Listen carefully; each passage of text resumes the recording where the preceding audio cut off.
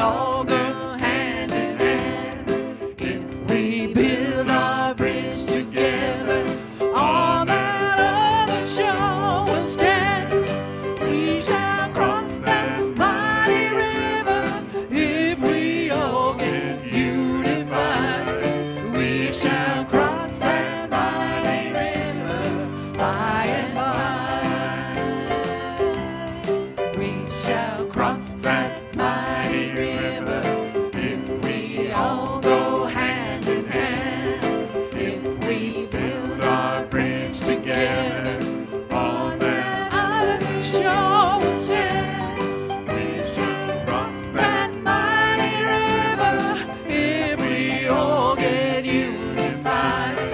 We shall cross that mighty river by and by.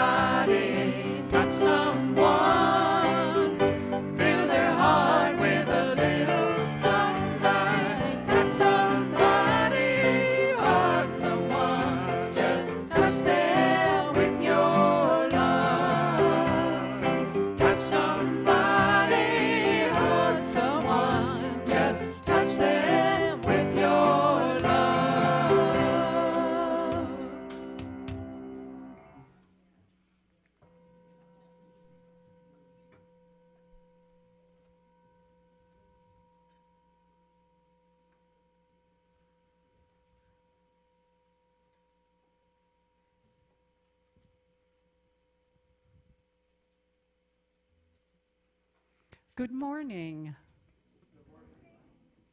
Please join us in our opening song, Oh, Thank God I'm Free.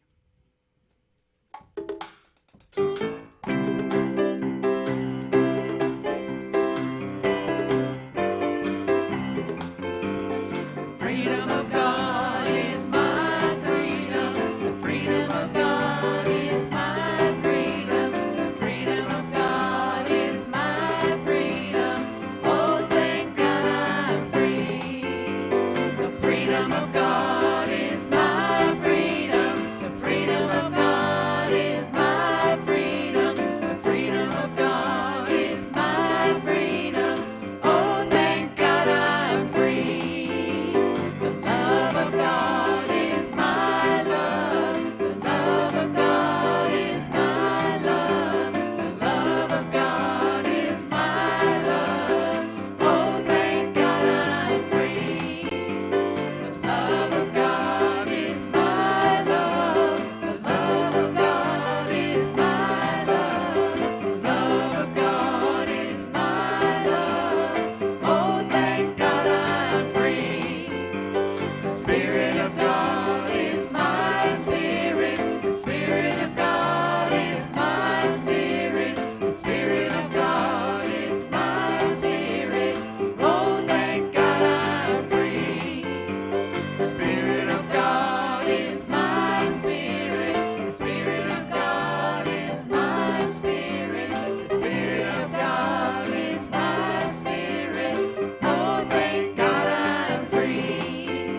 The freedom of God is my freedom. The freedom of God is my freedom. The freedom of God is my freedom.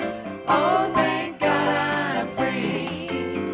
The freedom of God is my freedom. The freedom of God is my freedom. The freedom of God is my freedom. Oh, thank God I'm free.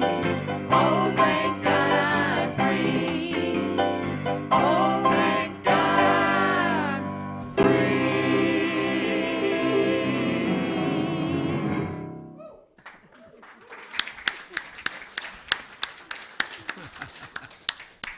Good morning. My name is Dennis Ashley. I'd just like to welcome you here, whether you're here in person or whether you're watching online. And I just love those words that, within the Spirit of God, we get to find our freedom and we get to find our love. I mean, isn't that pretty cool?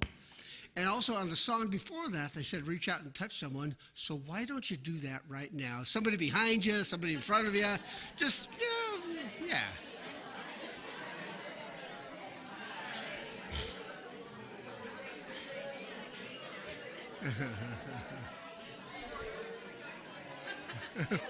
Oh, yeah. Good morning. Okay, that's enough. That's enough. I mean, obviously you were being too friendly. I don't know what I was thinking. Hey, I'm glad you're here. And I asked Geraldine if she'd come up and light our candle just to get things started. Yeah, welcome back, Geraldine. She was on vacation last week.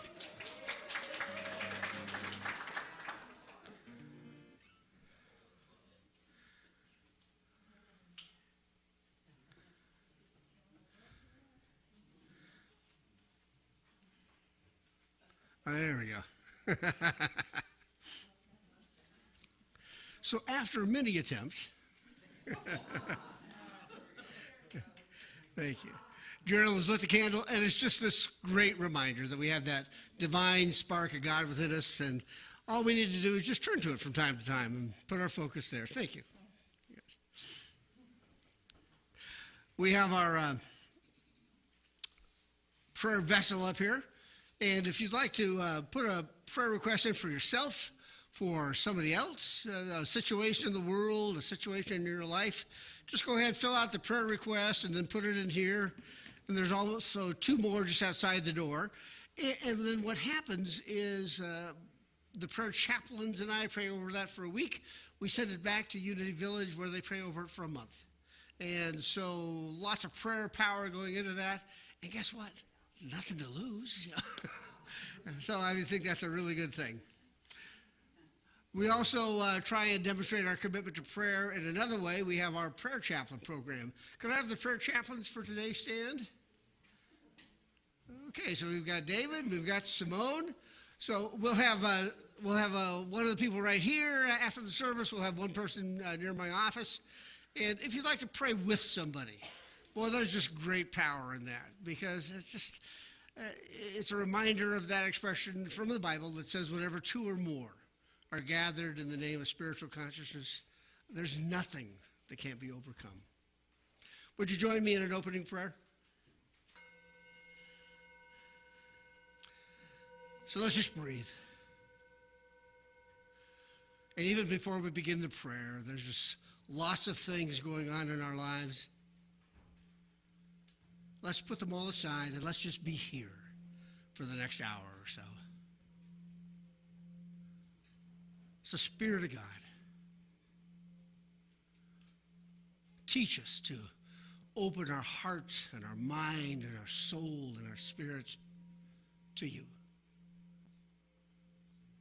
Teach us to listen and to receive and just to move forward with the Spirit of God taking the lead in our lives. And that's such a challenge for all of us. And so we just ask that you guide us and you lead us and you talk to us, and that we just learn to listen. And so it is, God.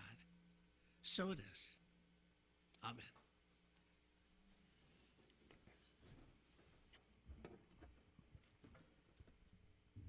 Well, thank God it's my day for a miracle.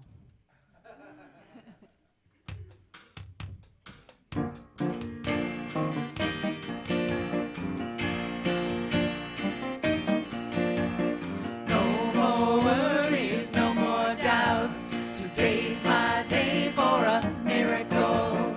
Gonna get up, dance and shout. Today's my day for a miracle. Today's the day the Lord has made. This is my day. Today's my day for a miracle. Today's my day for a miracle. Accepting only the best for me. Today's my day for a miracle. Living my life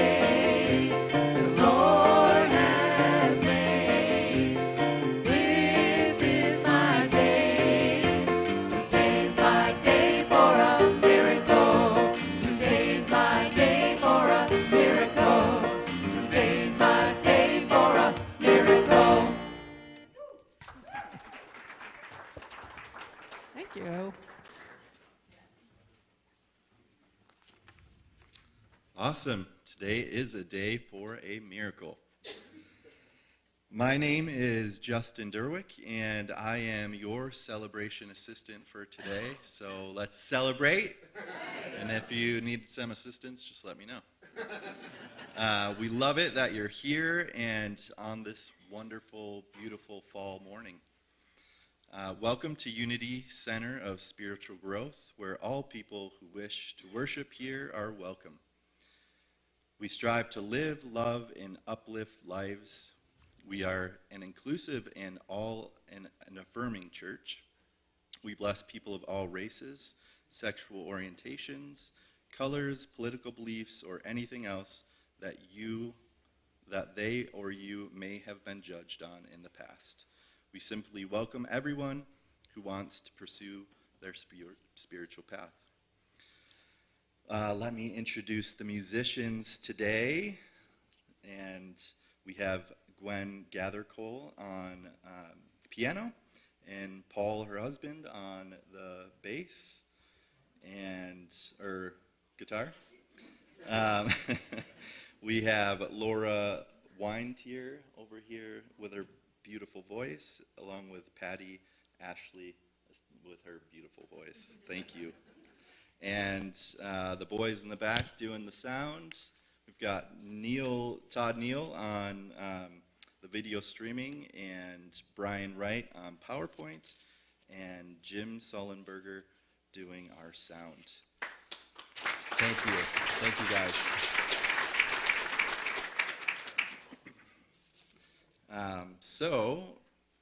And thank you to everyone who makes the Sunday service happen. We appreciate all you do, because it takes a lot of volunteers, and it means a lot to us. So if we have anybody here for the first time today, we want to thank you for being here, and we are glad to have you join us, and we hope that you have a great time.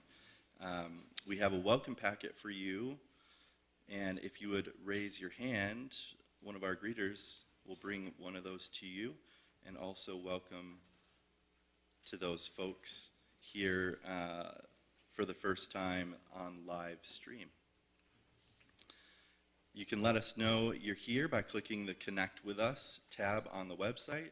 You can submit your contact information, a prayer request, or a request for information by clicking the Connect With Us link.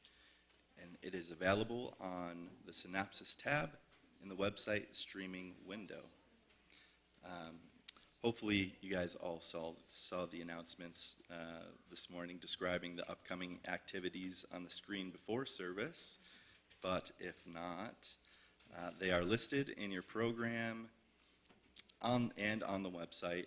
Please join us and get involved. It's a great way to get to know these wonderful people, and let me draw your attention to a few announcements that we have. So, our wonderful Turkeys and More team is still working toward reaching our $5,000 fundraising goal. So far, Unity has contributed $2,786, and that is... if you plan to donate today, please see Nancy or Lauren after the service. Each Wednesday, Unity offers a midweek spiritual reset. Join Reverend Dennis Ashley and Amber Boren for God and Coffee at 10 a.m. and then come back at 6 for an evening of service. Awesome opportunity to boot. Yep. Let me mention something here. Amber and I were in a group a few days ago, and they had asked about the evening service, and they said, is it just a repeat of what you spoke about on Sunday? Entirely different topic. So just wanted to make sure everybody knew that. I thought that was a great question. So our week of service for Family Promise is from October 22nd to October 29th. There is one slot on Saturday, October 28th that still needs a second person to join Tammy Savage as the overnight host, please see Nancy Nelson after the service if you can help. And Reverend Dennis Ashley will lead a 1-hour new member class after the service on Sunday, October 29th. This class is open to everyone. However, if you would like to become a member, you will need to attend this class. And finally, the Unity book sale has restarted with new inventory of the reading material for the fall and winter seasons. Books are $1 each, and new books will be added each week. If you would like to donate books you no longer want, please feel free to bring them in. If you have questions about the sale, please see Ginny Taft. And let's see, no birthdays.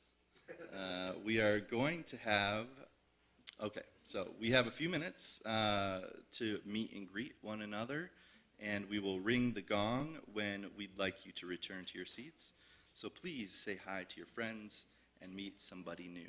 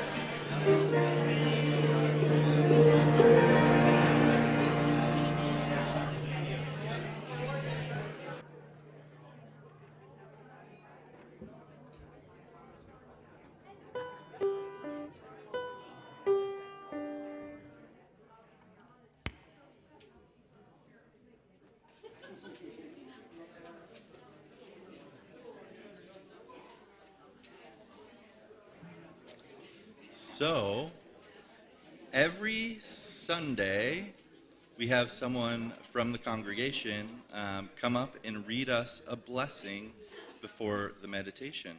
And today, we have Donna Smith.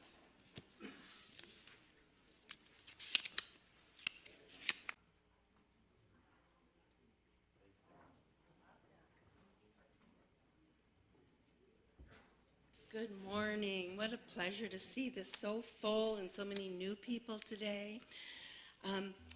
I have been called to be humble today because I misplaced the paper that Dennis told me to read from. And I believe that one of you might have it in your program. But I remember that it was about serving one another. And that's what we do best here at Unity. We serve one another, we love one another, and we just take such joy in knowing each other, getting to know new people. It's wonderful. And I thought as well I might read the daily word. It says, I walk in grace and peace today. I give thanks for the activity of God in my life that appears as grace. The divine gift manifests as beauty in the world and all the people in it. And it's the comforting presence of God within and around us each day. I don't have to do anything to earn grace because it does not result from my attitude or my actions. It flows from the infinite love of God within every person and surrounding every circumstance. It is the indwelling presence that sustains me in challenging times and lifts me in good times. I accept grace with gratitude when I have stumbled along life's paths, like today, and received unexpected blessings. The boundless love fills my heart with bliss and with peace. I live in the presence of infinite love, believing that each unfolding event in my life is heading me or leading me to my highest good. My grace is sufficient for you, from 2 Corinthians 12:9. Thank you all for your patience.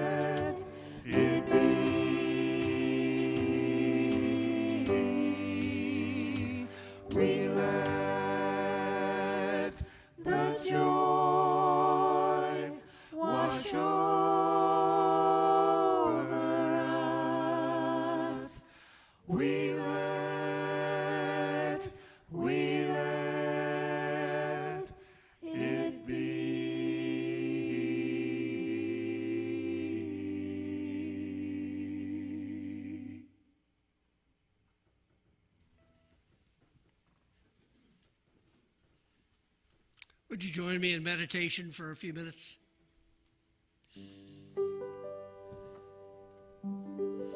So let's just breathe.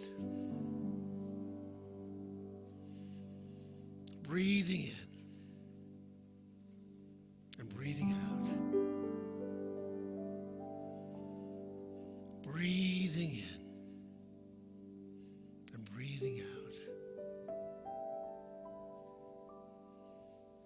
And as we breathe in this time, we let that breath ignite the spark within us. The spark of God. The spark of the Spirit that's deep within us.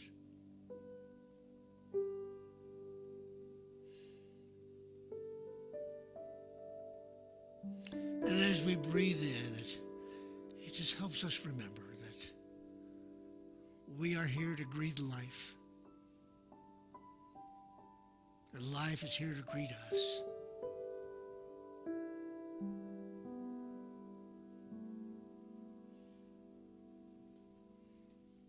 We don't know about the ideas that we have. We don't know what life has brought us.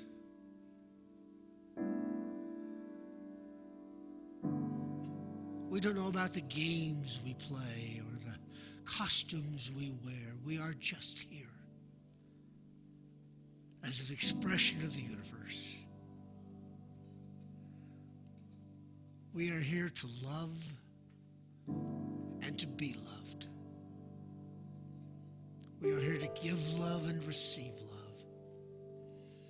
And so we just let the countenance from deep within us just shine and be with us, with every person that we meet, with every breath that we take.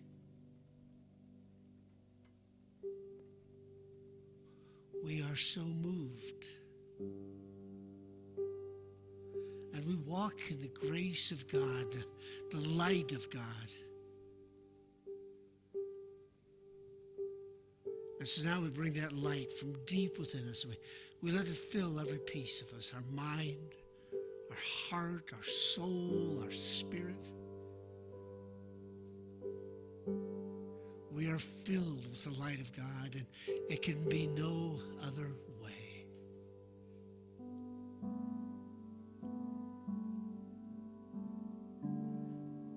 And just imagine that this light from deep within us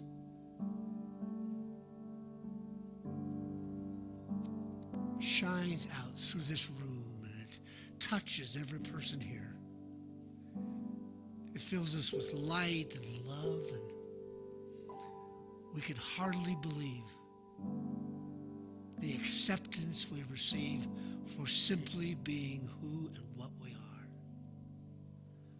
We are filled with light, and we fill others with light.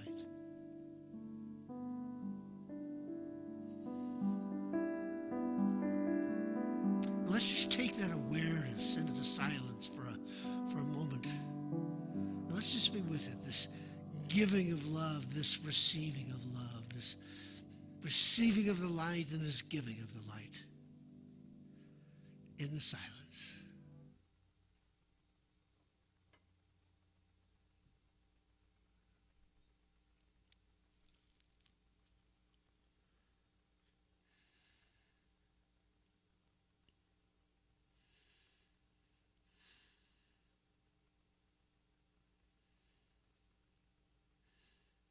Spirit of God, thank you.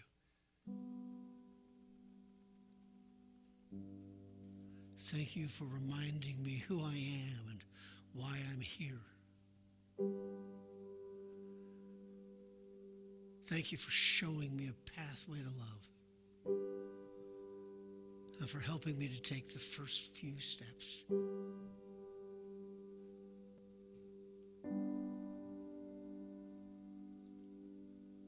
Immerse us in love. Immerse us in great light. And we say thank you, God. Thank you, God. And so it is. Namaste.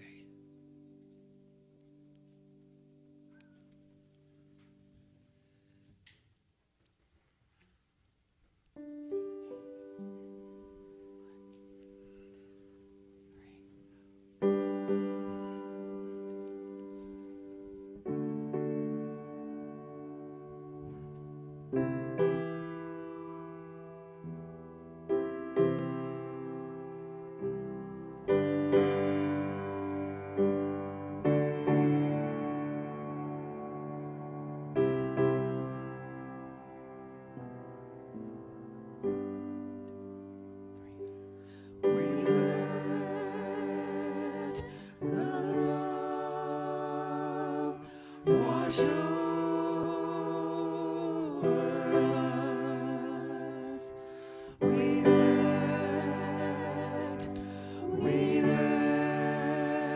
it be.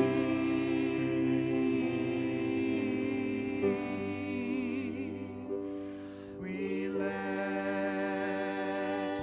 the love wash over us.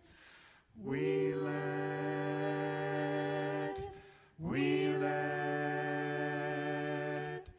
it be.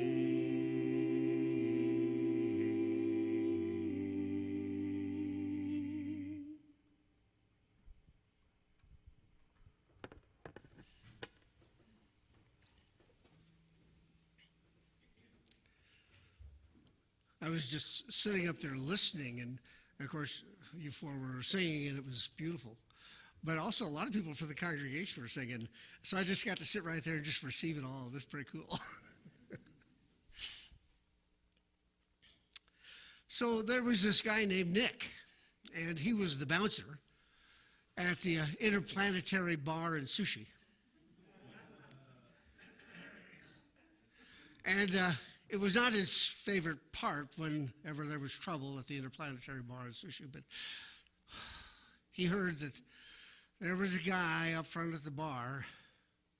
Now, the bar was filled with asteroids and planets and clumps of dirt and just all sorts of rocks and meteors. But, Nick looked up there and saw the guy sitting there at the bar, and he thought, oh, no, because he'd seen him before. And he was a little guy sitting up at the bar, but he was kind of mean and surly. And he had to order a sushi there, but it looked like he was maybe on his 7th or 8th beer. And so he got a little bit closer, and sure enough, yeah, it was the planet Pluto. And so he went up to him and he said, so Pluto, what's going on? And Pluto said, well, I was a planet once. And he goes, well, yeah, but, life changes, Pluto, life changes. And he goes, yeah, but I was a planet. I was the 9th one discovered. And he took another beer.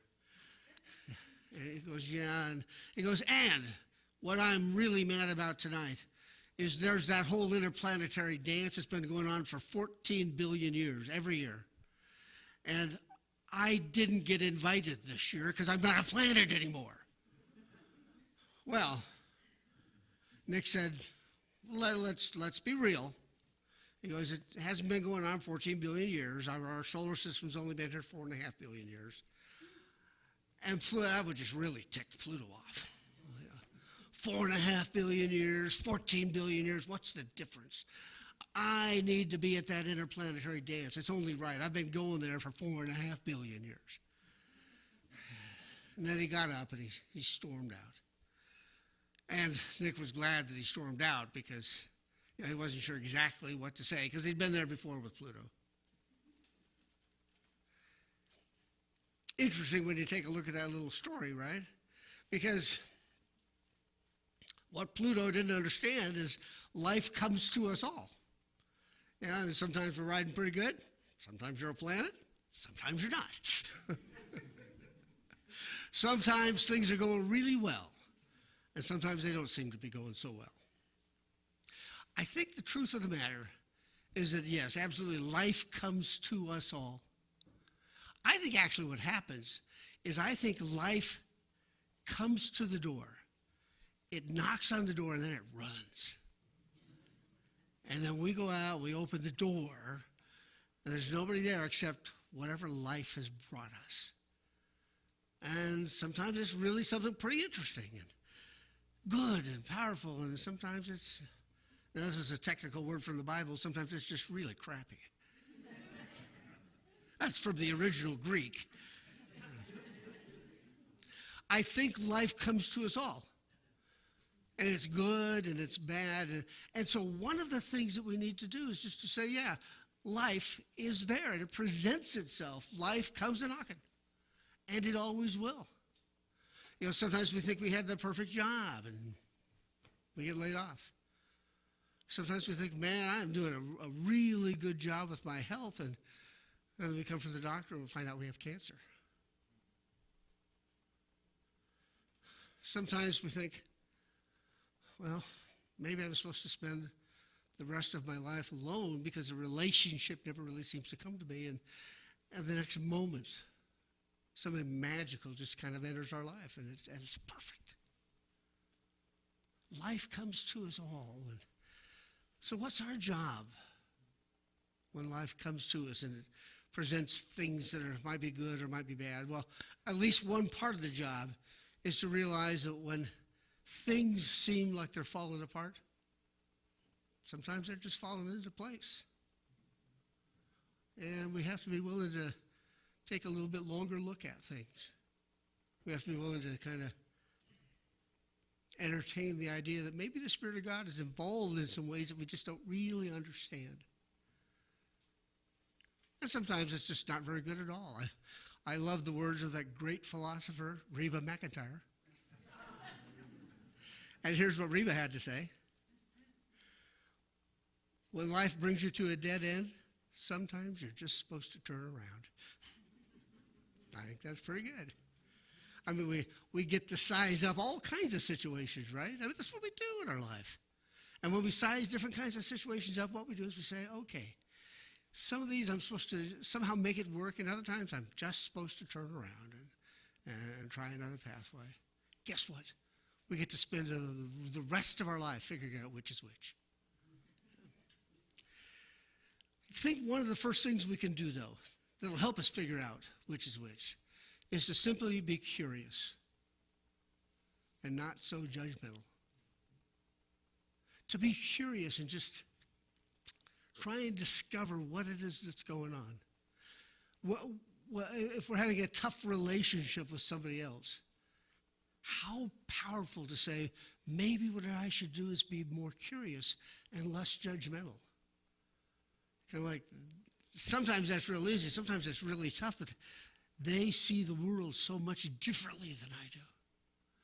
Yeah, it's hard to be really curious about that because I think I know everything they're going to say. And of course, the answer, the real world, is we don't know everything that they're going to say. We need to be more curious and a little less judgmental. Because aren't we always in a hurry so often to say, there's nothing more to be learned here? Let me move on to a new relationship, a new experience, a new job. Being curious really opens us up. Now, to be curious means we have to become masters at asking questions and really listening to whatever the answer might be. Even when it's on the surface, or even in the beginning when it's not exactly what it is we think we want to hear. Because life comes to us in a whole bunch of different forms, doesn't it?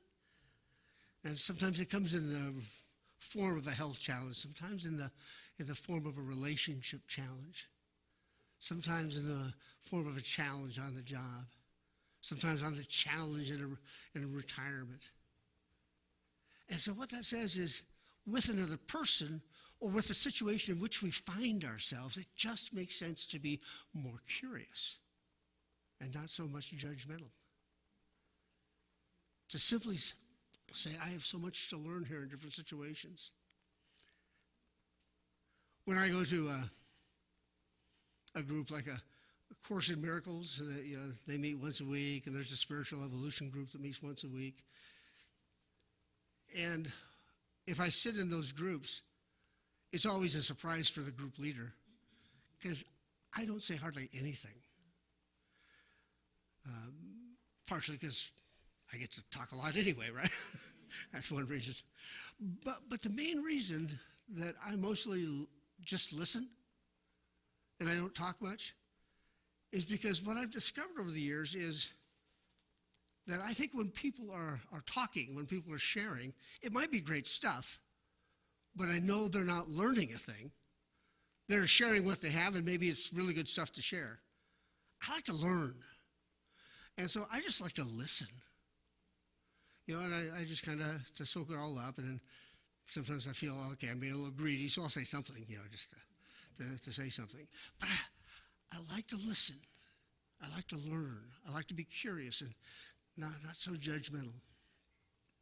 I was talking about this to Amber, and she said she had just run across a new phrase, and I really liked it, so I immediately stole it from her.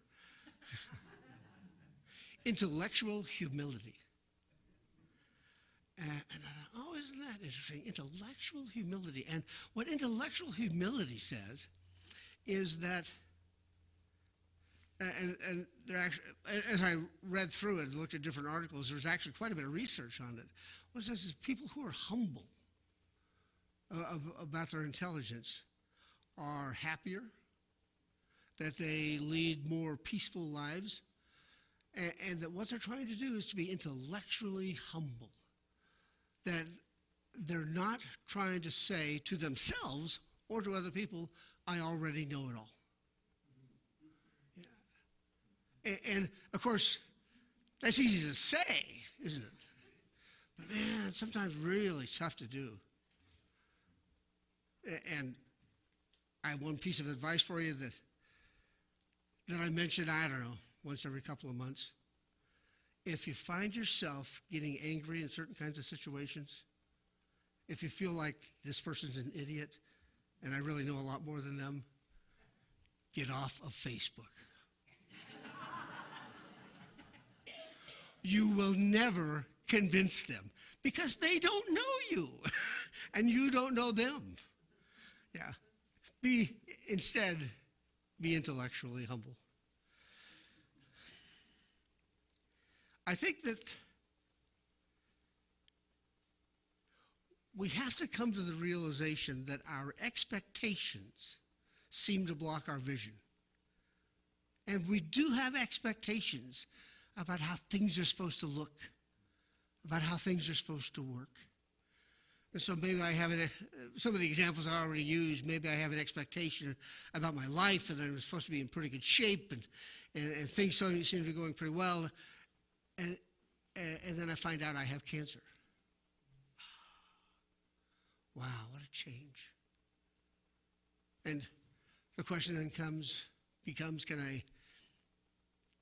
I be curious and not judgmental? Can I find out more about that and not just say, this is awful, this is horrible? I have a relationship with somebody and I don't know, it seems to be perfect, and then I find out that he or she's been cheating on me for years. And am I supposed to be? What am I supposed to be? What am I supposed to do in that situation? I love this relationship. It was good. And they've been cheating on me. Is everything they've ever said to me, is it a lie? Is everything I ever said to them, was it just based on just faulty information? Because we hold an expectation about how things are supposed to be. And those expectations really color our thoughts. I mean, don't you find that with, if you're single and you want a potential relationship, I mean, don't you find that entering in there? Okay, I'm going to look for a relationship. And boy, I'm just really open to everything. Except, well, if I'm a woman, he's got to be tall. But other than that, you know, or if I'm a man, I'm open to anything, but she's got to be slender. You know. We get expectations, and they really block our vision, don't they? About what a possible relationship is, about how good it could be. I mean, don't you find that at church? You know, I have a certain expectation about how church ought to be. And, well, I've come for over 3 Sundays, and it's just not there anymore. Yeah, sometimes it takes a while to meet other people, to get involved in different kinds of experiences, and to really start enjoying yourself.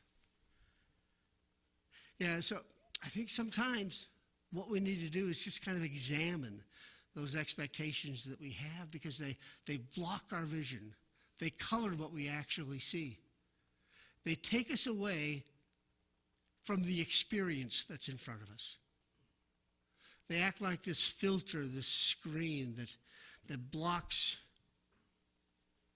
what's really there, whether it's a person that's really there or a job that's really there or a health condition that's really there. We get these expectations, and we pay so much attention focused on the expectation instead of the person that's really there.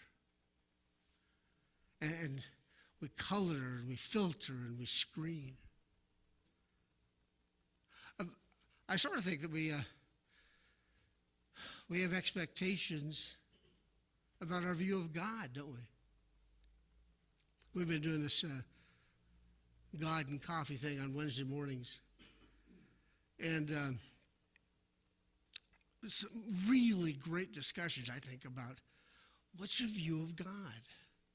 And we are kind of talking about our expectations that, well, God is this way, or the Spirit of God is this way, or this is how things are supposed to show up. And I think we have lots of expectations about God. So in addition to having the discussion, we also talk about some information. Well, I think this last week we talked about here's the religion of Jainism. Here's how they see God.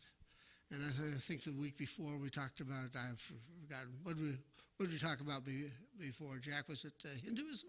No, not Jainism. It's Sikhism. Oh, Sikhism, thank you. Yeah, thanks.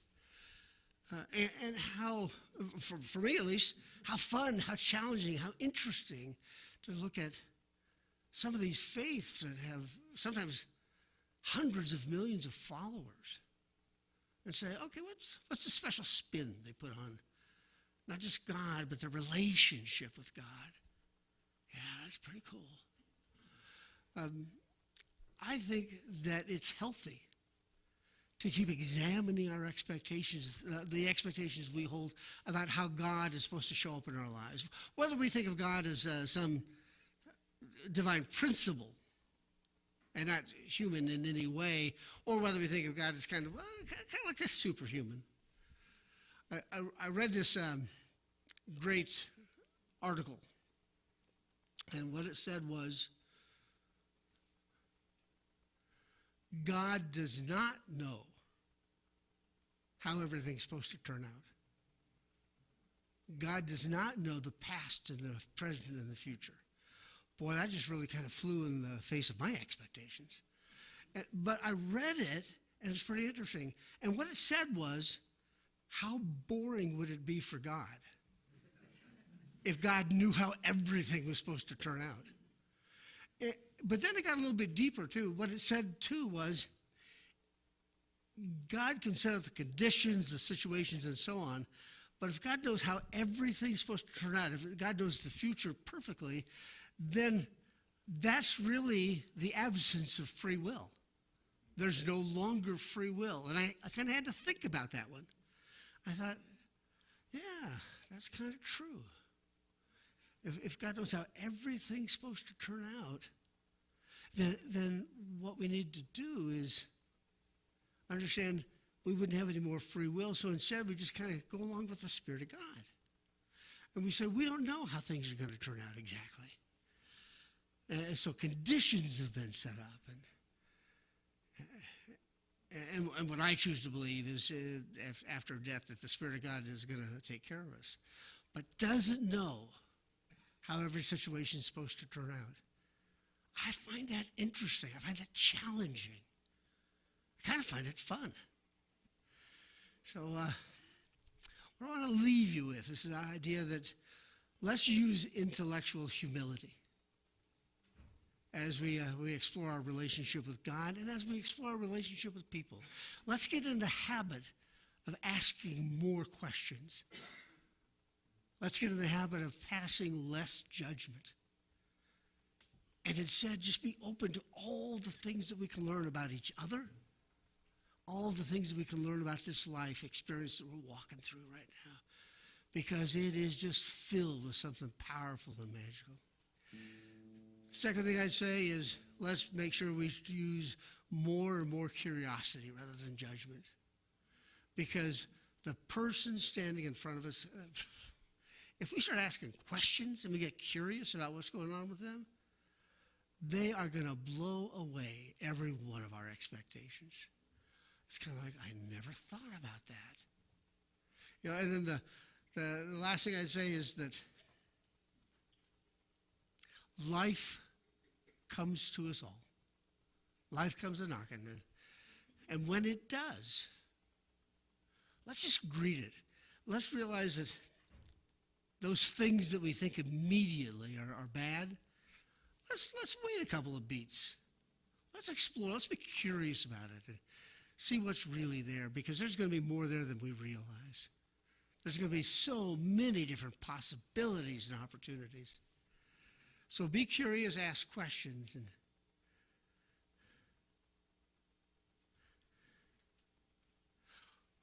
what we kind of want to do is to rock that river. You know, life is this river that comes to us. Let's rock it. Let's immerse ourselves in it.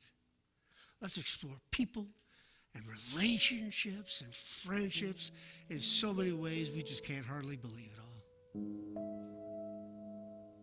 And so it is. Thank you.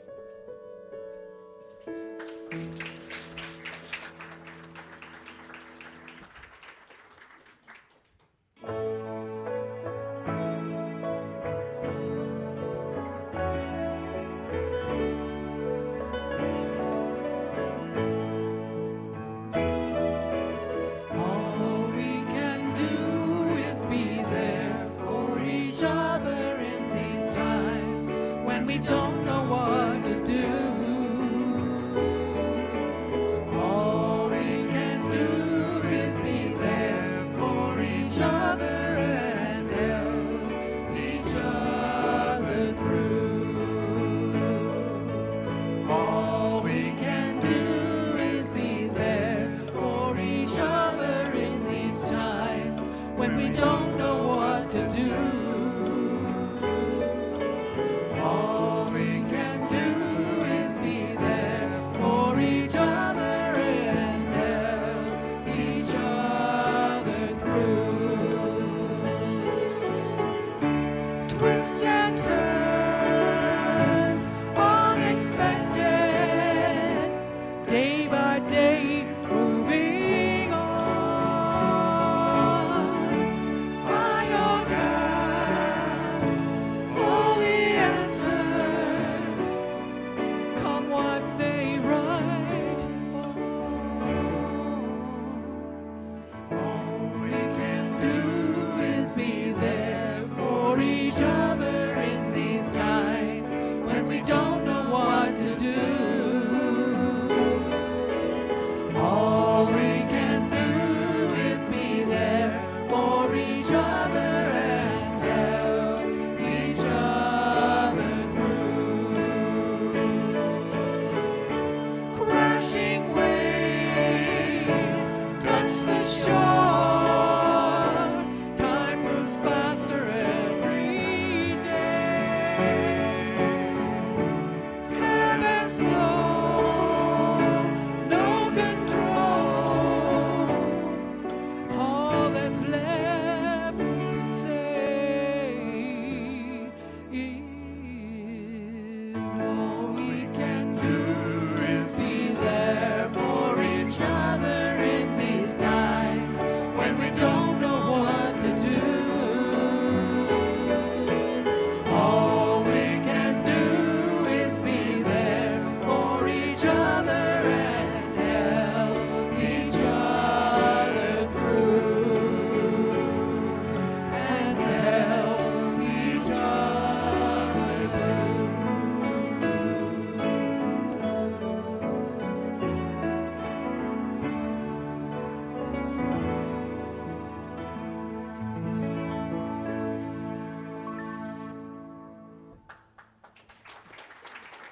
Thank you. Thank you.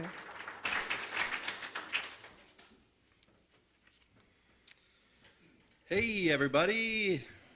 It's love offering time. If you can share some of your financial blessings with the church, it would be much appreciated, of course.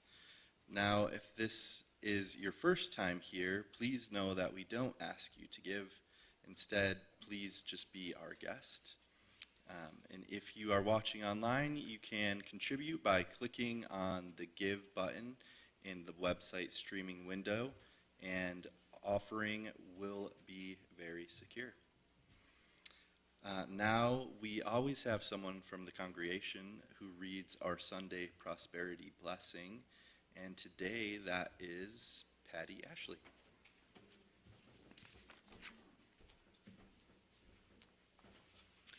We have reached that part of the service when we give of our financial gifts. It is a wonderful time to be thankful for everything that has graced our lives. And yes, of course, there are tough challenges going on in the world, and there are even some rough difficulties for ourselves. But through it all, we are here to learn to see the light of God. The blessings of the universe are behind every illusion and every appearance of lack. We are blessed, and we'd like to say thanks, God. And so it is. Namaste.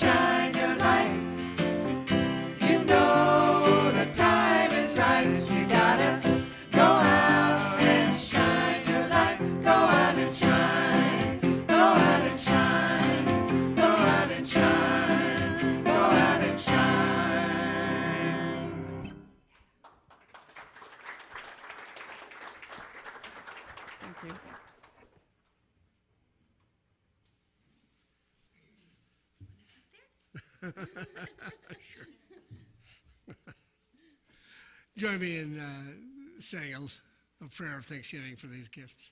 It's the Spirit of God. We do say thank you.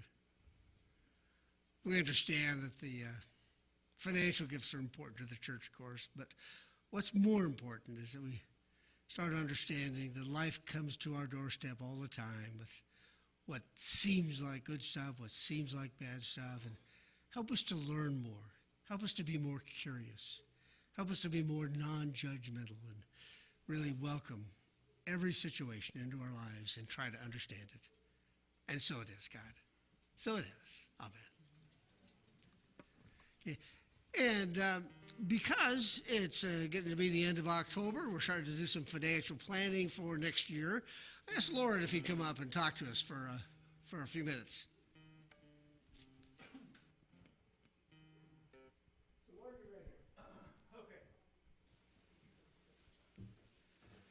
Tithing, boy, I'm glad you took the offering before I spoke.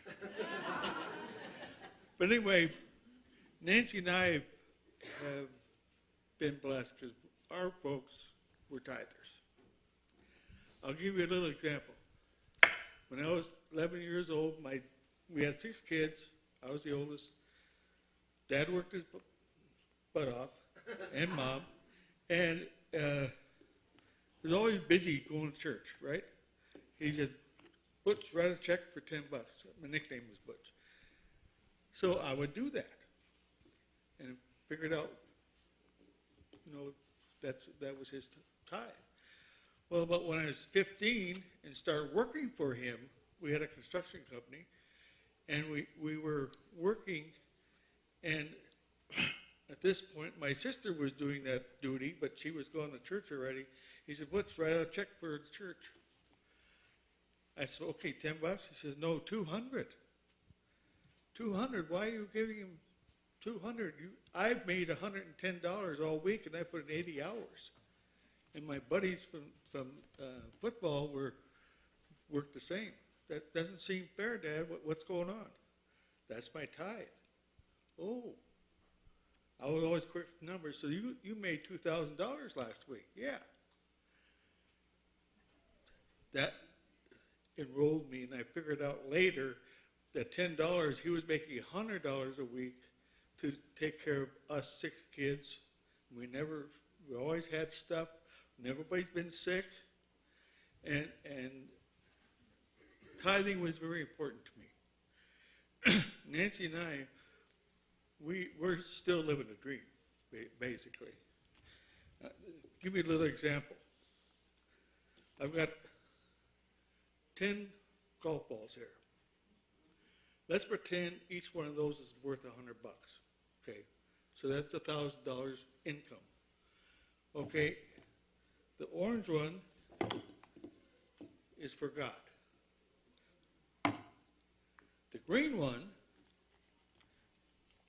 is for me. That's my security blanket. That's our emergency account. We forget about it. But guess what? I have $800 to spend for my bills and all that kind of stuff. And it's amazing. Once you get a mindset of how the money's supposed to go, it just comes back over and over and over. Never changes. I've been on a commission salesman for 60 years, 70 years. So I never know what's going to happen. To me, when I give my 10%, that's my insurance policy, and I know it's going to come back. The old saying is, you can't get out give God. You take care of God, He'll take care of you. Another note: this emergency fund is what took our 6 kids and us to Alaska this year. And we still have money in that security account. What happens is you don't rely on that, but you don't have to worry about bills. I've never worried about a bill since I met Nancy.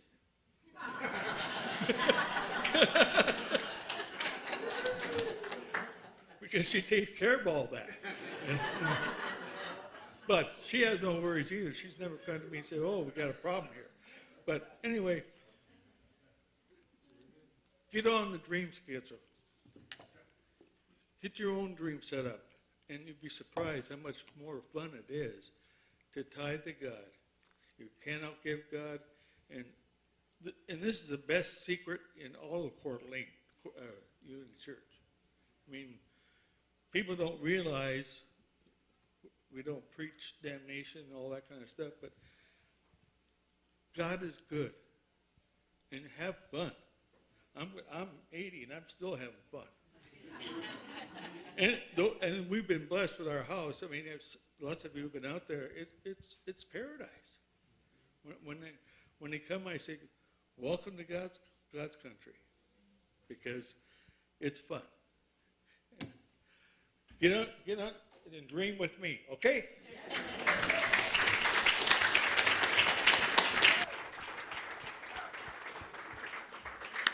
Okay, let's welcome our kids in.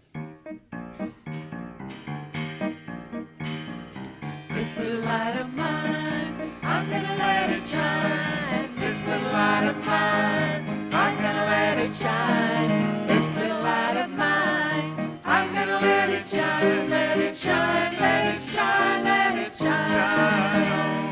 Everywhere I go, I'm gonna let it shine. Everywhere I go, I'm gonna let it shine. Everywhere I go, I'm gonna let it shine, let it shine, let it shine, let it shine. My sisters and my brothers, we're gonna let it shine.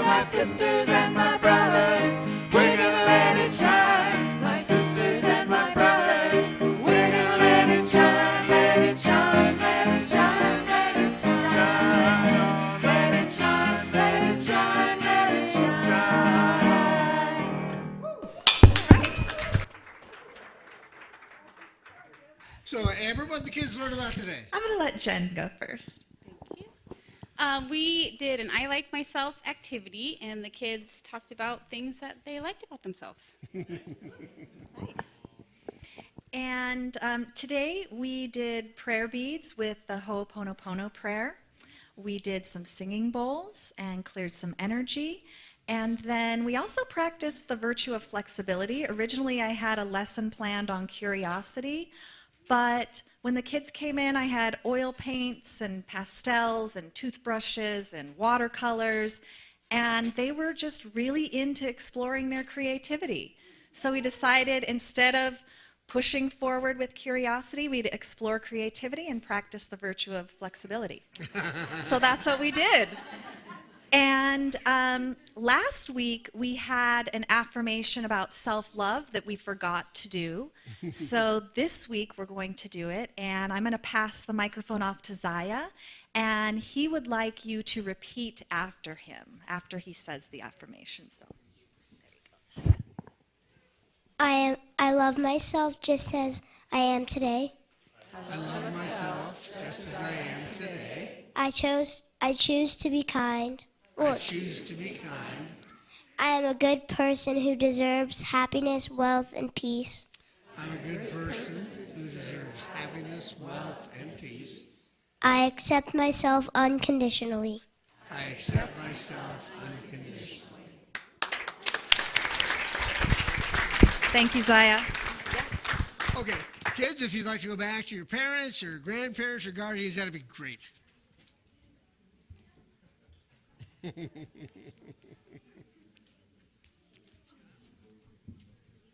Let's make sure everybody's back first before we stand up.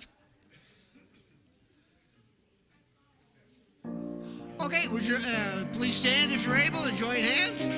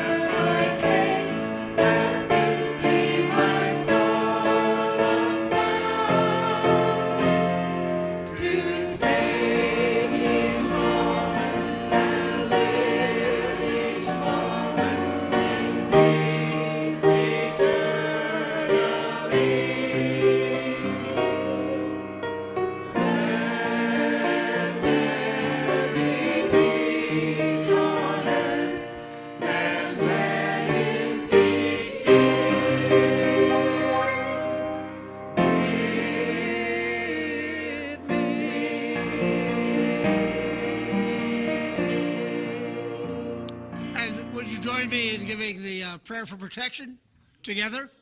The light of God surrounds us. The love of God enfolds us. The power of God protects us. The presence of God watches over us.